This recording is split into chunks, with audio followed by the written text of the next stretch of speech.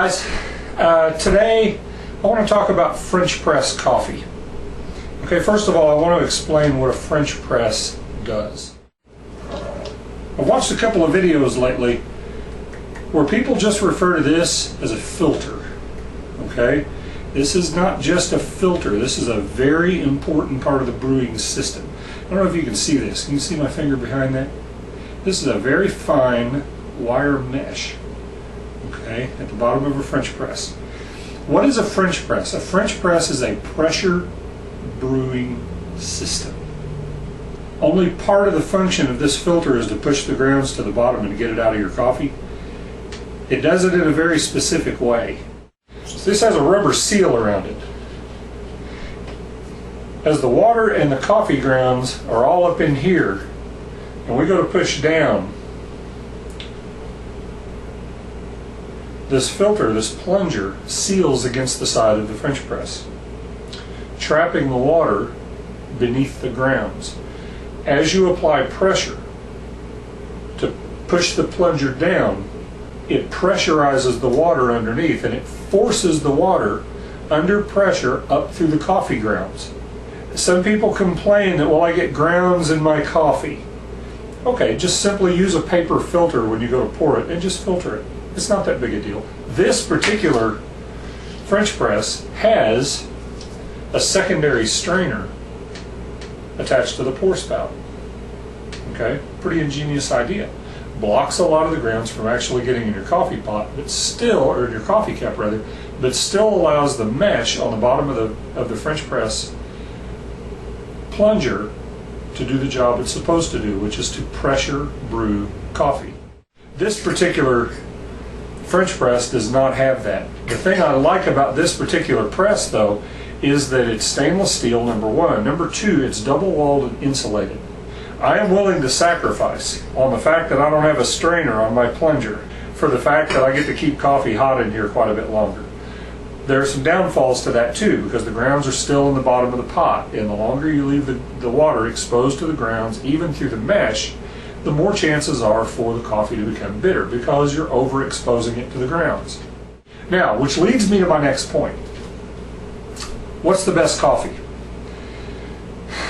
Well, golly. Well, what's the best car? You know, well, who makes the best cookie? I don't know. What do your taste buds tell you? You know, you're the best indicator. The coffee that I'm using today, folks, came from Kroger. Okay, it's whole bean coffee that I got from Kroger. Do you know why I bought that coffee? Because it was $4. Okay, it was $4, maybe even $4 and some change. The next coffee up on the pecking order at Kroger was $7 a bag. Same size bag, by the way. So why do I use the Kroger coffee? Well, number one, it's whole bean, and I can ground it into a coarse grind, which is exactly what I've done with my little grinder. It's a rotary grinder. It's not, you know, it's nothing fancy. It does just fine. There are a lot of people that tell you that you got to use a specific grinder. That's fine. If you have one, fine. If you want to go spend the money on one, that's fine. It's not a big deal. I use the grinder I've got. If you don't have a grinder, get out your food processor. Okay, is it going to work well? It'll work. Is there a better way to do it? Yeah, go drop 20 bucks on a coffee grinder, okay? Is it electric or manual? Who cares?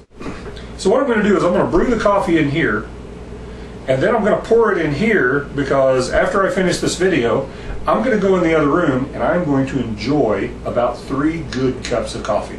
Okay, that's exactly what I'm going to do, and this will keep it warmer longer. What's the process we're going to follow? The first process we're going to follow is to measure our coffee. Okay, what I have here is roughly 8 tablespoons of coffee. Now the rule of thumb is 2 tablespoons per cup that you're going to drink. I am going to pour that coffee directly into the French press. The next thing I'm going to do is take my water that I have boiled on the stovetop. This is a whole other rant for another thing, but I'll get you started here. Okay.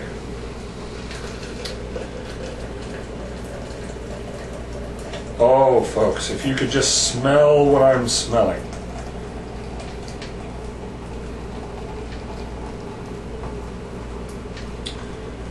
just bring this right on up. The purpose of this exercise is to get the coffee grounds wet. So what I'm going to do, I'm going to take Mr. Spoon and I'm going to stir Mr. Coffee. Okay, I'm going to pull the plunger all the way up. And I'm just going to set the lid on there. I'm just going to let that sit. I will be back in 4 minutes. Okay folks, here we are, 4 minutes later. Our coffee has steeped and you know, it really smells good in here. Okay, now for the plunger, I'm just going to use the weight of my hand and I'm just going to slowly depress the handle. I'm not going to force it. I'm just going to slowly depress the handle, and it's under some pressure.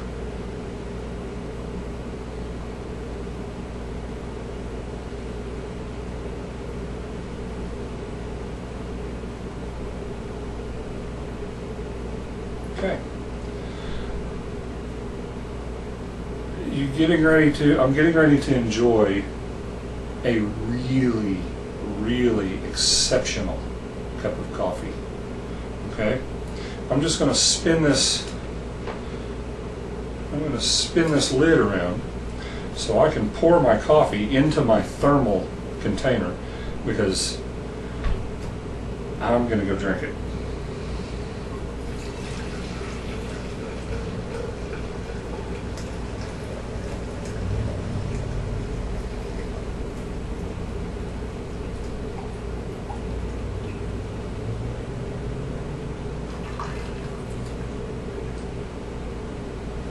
Okay.